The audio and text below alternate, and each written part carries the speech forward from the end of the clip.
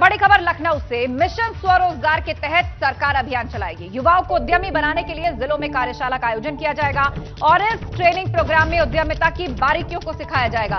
BSc, NSC, बड़े bankers इन कार्यशालाओं में युवाओं को टिप्स देंगे। तो युवाओं को उद्यमी बनाने के लिए इस कार्यशाला यानी ट्रेनिंग प्रोग्राम को ऑर्गेनाइज किया जा रहा है, जिसमें बीएससी, एनएससी, बड़े बैंकर्स इन तमाम युवाओं को ट्रेनिंग देंगे। मिशन स्वरोजगार के तहत सरकार अब अभियान चलाने जा रही है। युवाओं को एंटरप्रेन्योरशिप में दिलचस्पी हो और वो इसमें आगे बढ़े, उसके लिए एक ट्रेनिंग प्रोग्राम रखा गया है और इस कार्यशाला में एंटरप्रेन्योरशिप की बारीकियों को समझाया जाएगा। कई बड़े बैंकर्स, बीएससी और एनएससी से जुड़े हुए लोग युवाओं को ट्रेनिंग देंगे।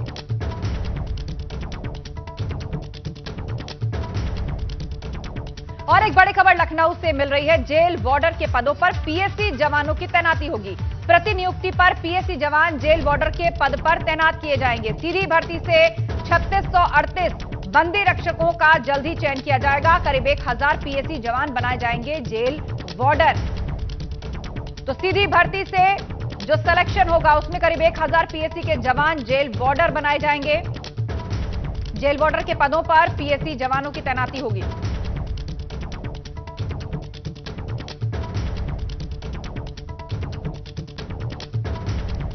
और इस वक्त अनुभव शुक्ला हमारे साथ जुड़ रहे हैं। अनुभव, लखनऊ से दो अहम खबर। एक तो एंटरप्रेन्योरशिप को बढ़ावा देने के लिए ट्रेनिंग प्रोग्राम राज्य सरकार ऑर्गेनाइज कराने जा रही है और दूसरा ये भर्तियों से संबंधित।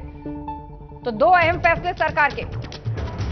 देखिए, बिल्कुल एक तरफ तो सरकार मिशन रोजगार में लगी हुई है और उसी कड़ी में स्वरोजगार देने के लिए उत्तर प्रदेश के जो सभी जिले 77 जिलों में वहां पर युवा उद्यमियों को ट्रेनिंग दी जाएगी और साथ ही साथ इस ट्रेनिंग में बीएससी, एनएससी और जो बड़े बैंकर उन्हें शामिल किया जाएगा। वो बारीकियां बताएंगे कि कैसे किसी उद्यम की शुरुआत की जाए, कैसे आप अपना स्वरोजगार शुरू कर सकते हैं। तो ये एक महत्वपूर्ण फैसला है और खासतौर से एमएसएमई सेक्टर पर सरकार का जोर है, ओडीओपी पर जोर है और कहीं ना कहीं कोरोना काल में हमने देखा था एमएसएमई सेक्टर हो, ओडीओपी हो, कैसे उसने लोगों को रोजगार भी दिया और अर्थव्यवस्था की रफ्तार को भी सुस्त नहीं पड़ने दिया।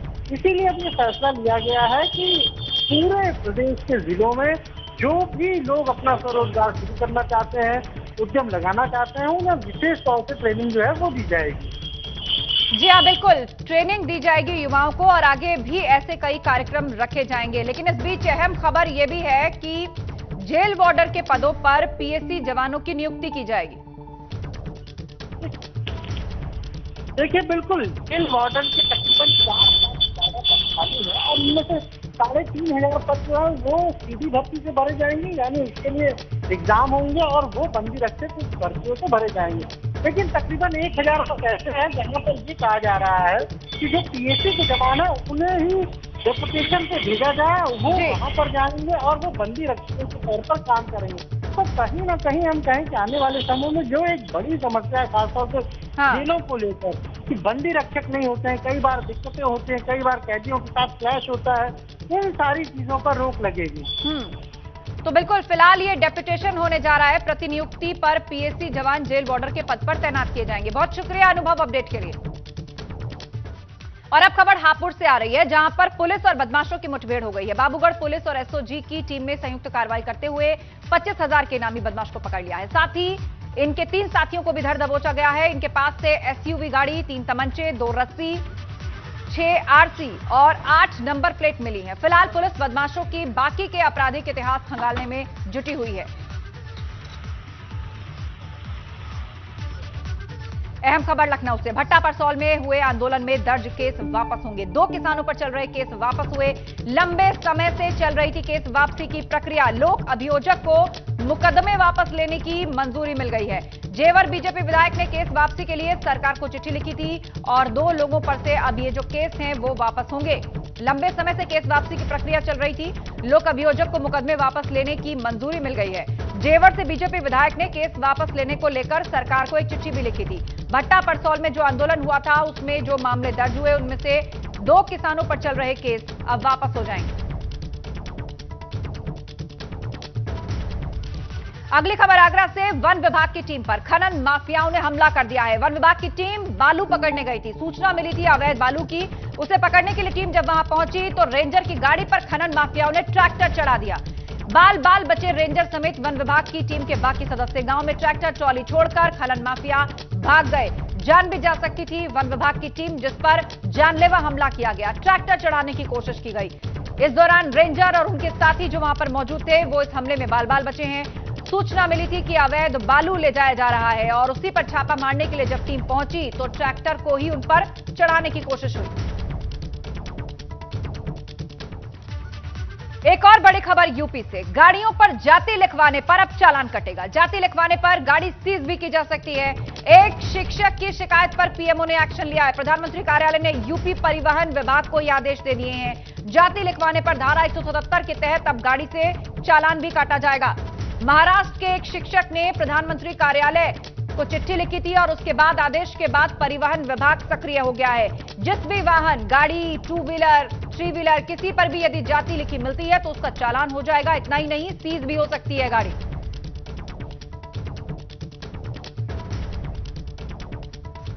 वहीं गाजियाबाद की सोसाइटी के चौथे फ्लोर से गिरकर एक महिला और उसकी 2 साल की बच्ची की संदिग्ध हालत में मौत हो गई। मां और बेटी दोनों ने मौके पर दम तोड़ दिया। मामला टीला मोड़ थाना इलाके का है, जहां पहुंची पुलिस ने मृतक महिला प्रीति और बच्ची की लाश को पोस्टमार्टम के लिए भेज दिया। शुरुआती जांच में इसे आत्महत्या का मामला माना जा रहा है। बिल्डिंग के गार्ड्स के मुताबिक शुक्रवार की रात महिला का अपने पति से झगड़ा हो गया था।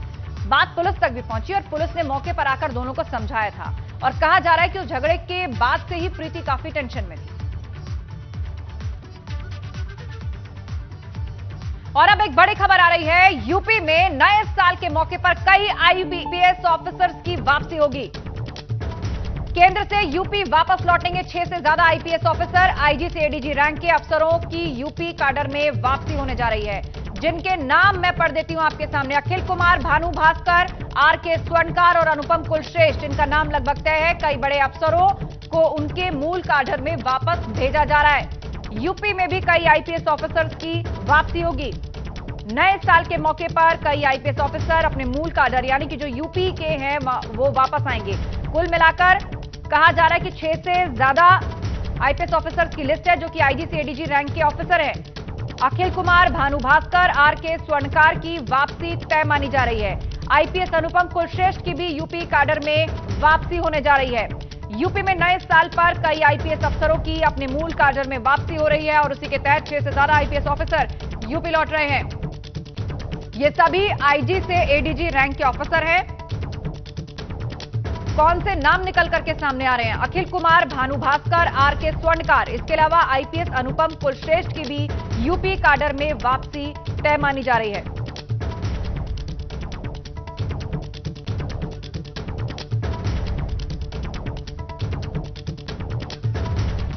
वहीं आज से जिलों में निरीक्षण करेंगे नोडल ऑफिसर्स। 29 दिसंबर तक धान क्रय केंद्रों का निरीक्षण होगा। धान क्रय केंद्रों पर खरीद का निरीक्षण करेंगे तमाम अधिकारी। सीएम योगी ने दरअसल यह आदेश दिया था कि वो ग्राउंड पर जाएं और इन सभी को चेक करें। सभी नोडल अधिकारी गन्ना क्रय केंद्रों, निराश्रित, गौशाला, कोविड-19 और उसके वैक्सीन की व्यवस्था कहां तक पहुंची है, इस पर नजर रखेंगे। ग्राउंड पर जाकर चेक करेंगे कि काम किस तरह चल रहा है। जन समस्याओं, विशेषकर किसानों की समस्याओं जैसे सिंचाई, नहरों में पानी की उपलब्धता, बिजली की उपलब्धता, विरासत तथा पुलिस से संबंधित शिकायतों की भी समीक्षा की जाएगी। आज से जिलों में निरीक्षण करने के लिए नोडल ऑफिसर निकलेंगे।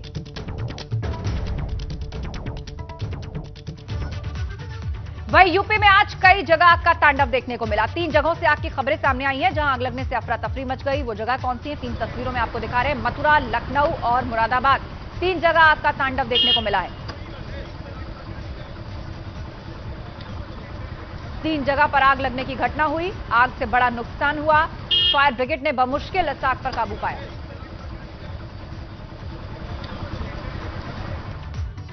आग लगने की पहली घटना मथुरा में हुई, जहां दुकान में आग से हाहाकार मच गया। घटना शहर कोतवाली क्षेत्र की है। भरतपुर गेट चौकी के पास अंडे की दुकान में भयंकर आग लग गई। मौके पर अफरा तफरी मच गई। बड़ी मुश्किल से फायर ब्रिगेड ने आग पर काबू पाया।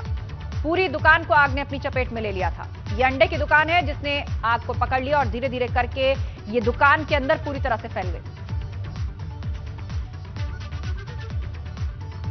और अब बात लखनऊ की। लखनऊ के लोहिया पार्क चौराहे पर एक कार में आग लग गई। चलती कार में अचानक आग लगने से हड़कंप मच गया और यह कार पूरी तरह से आग का गोला बन गई। कार चालक ने कूदकर अपनी जान बचा ली, लेकिन जिसने भी इस तस्वीरों को देखा वो दहशत में आ गया, क्योंकि आप देख सकते हैं बराबर में चलती हुई सड़क है, तमाम गाड़ियां वहां से गुजर रही हैं, लोग इसको देखते हुए जा रहे हैं कि कैसे चलती कार में आग लगी, और देखते ही देखते पूरी कार को उसने अपनी चपेट में ले लिया। गनीमत रही कि कार चालक ने सही वक्त पर कूदकर अपनी जान बचा ली। और अब खबर मुरादाबाद से, जहां एक कार एक्सेसरीज की दुकान में अचानक आग लग गई। शॉर्ट सर्किट से आग लगने के बाद मौके पर हड़कंप मच गया। इस दुकान के बराबर में ही पेट्रोल पंप भी था, जहां पर हजारों लीटर पेट्रोल जमीन में दबे टैंकर में भरा हुआ था। आग लगने की खबर के बाद आसपास के दुकानदारों ने दुकान से सामान निकालना शुरू किया, लेकिन तब तक 5 लाख का सामान बताया जा रहा है जलकर खाक हो चुका था। कार एक्सेसरीज की दुकान में यह आग लगी और 5 लाख का सामान इसमें जलकर खाक हो गया।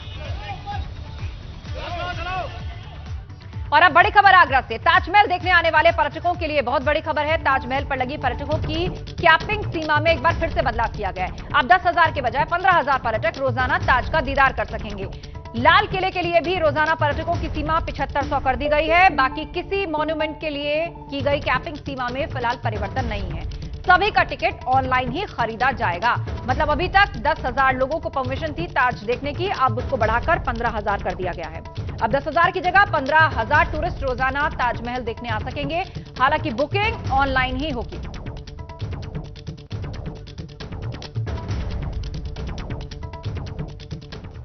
और अब बात करते हैं फिरोजाबाद की, जहां स्वास्थ्य विभाग की बहुत बड़ी लापरवाही देखने को मिली। आप ये रिपोर्ट देखिए और समझने की कोशिश कीजिए कि किस तरह से हमारा स्वास्थ्य विभाग कुंभकर्णी नींद में सो रहा है।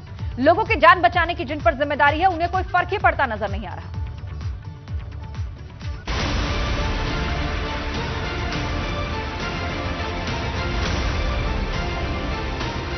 एक तरफ प्रदेश सरकार मरीजों के स्वास्थ्य को लेकर करोड़ों रुपए खर्च कर रही है, तो वहीं दूसरी तरफ फिरोजाबाद में क्षय रोग नियंत्रण के लिए बड़े बड़े दावे करने वाला विभाग रोगियों को लेकर पूरी तरह लापरवाह बना हुआ है। एबीपी गंगा की टीम क्षय रोग नियंत्रण विभाग पहुंची तो वहां विभाग के गेट पर लगे बोर्ड का हाल ही बीमार दिखा। थोड़ा अंदर जाने पर एक कमरे के बाहर लटकता ताला दिखा तो पता चला कमरे में लाखों रुपए की एक्सरे मशीन 9 महीने से शोपीस बनकर किसी साहब का इंतजार कर रही है। वहीं एबीपी गंगा की टीम का कैमरा देखते ही वहां के कर्मचारी ने ताला खोल दिया। तेरे के लिए कहाँ भेजते हैं आपको? पीछे वहीं पहले हॉस्पिटल में। यहाँ क्या कह देते हैं? न पता ही ना कि मशीन है क्या ना, वहाँ तो लला विकलांग हो तो गोदी में ले लें ड्रोन तरह रिक्शा पर धर के। यहाँ तो मशीन 9 महीने पहले से आ गई, बंद पड़ी। 9 महीना से इलाज चल रहा है, आपको 9 महीना है दवाई करा। तो यहाँ कोई नहीं सुनता? नहीं, दवा चल रही है, एक्सरा नहीं, एक्सरा पीछे करवाया था। तो एक्सरे मशीन तो यहाँ बहुत दिन से पता नहीं है कि नहीं, हमें तो पता ही नहीं, ताला पड़ा हुआ उस पर, पता ही नहीं है। दरअसल फिरोजाबाद के सरकारी क्षय रोग विभाग में लाखों रुपए से आई एक्सरे मशीन 9 महीने से बंद ताले के अंदर रखी गई है, जिसके आज तक प्लास्टिक भी नहीं उतारे गए। ऐसे में मरीजों को प्राइवेट और दूसरे सरकारी हॉस्पिटल में एक्सरे कराने के लिए परेशानी का सामना करना पड़ता है।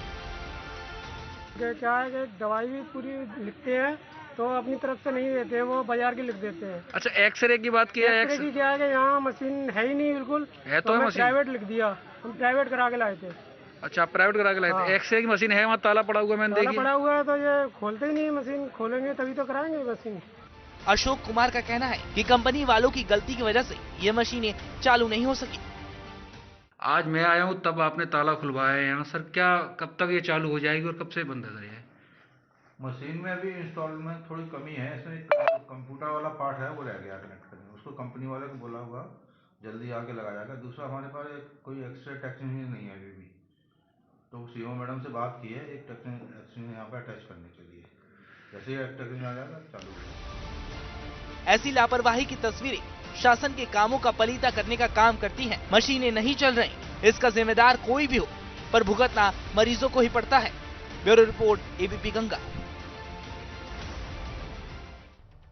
अब एक बड़ी खबर लखनऊ से। राजा महमूदाबाद को राजस्व कोर्ट से झटका लगा है। सीतापुर, लखीमपुर, बाराबंकी की जमीन सील करने के आदेश। 3 जिलों में 422 हेक्टेयर जमीन पर दावेदारी को खारिज कर दिया गया है। अब राज्य सरकार के स्वामित्व में आ जाएगी 422 हेक्टेयर जमीन। तो बड़ी खबर इस वक्त, राजस्व कोर्ट से झटका लगा है महमूदाबाद को। सीतापुर, लखीमपुर, बाराबंकी की जमीन अब सील हो जाएगी और 3 जिलों में कुल मिलाकर 422 हेक्टेयर जो जमीन है उसकी दावेदारी को खारिज कर दिया गया है। अब राज्य सरकार के स्वामित्व में यह जमीन आ जाएगी। और एक बड़ी खबर लखनऊ से, सीसीटीवी कैमरों की संख्या यहां बढ़ने जा रही है। लखनऊ में 200 जगहों पर और कैमरे लगाए जाएंगे। मुख्य बाजार और चौराहों पर कैमरे लगेंगे। सीसीटीवी कैमरों की कवरेज लखनऊ में और बढ़ जाएगी। आने वाले समय में कुल मिलाकर 200 जगह ऐसी हैं, चाहे वो शहर का मेन चौराहा हो या मुख्य मार्केट हो, वहां पर 200 सीसीटीवी और इंस्टॉल होंगे।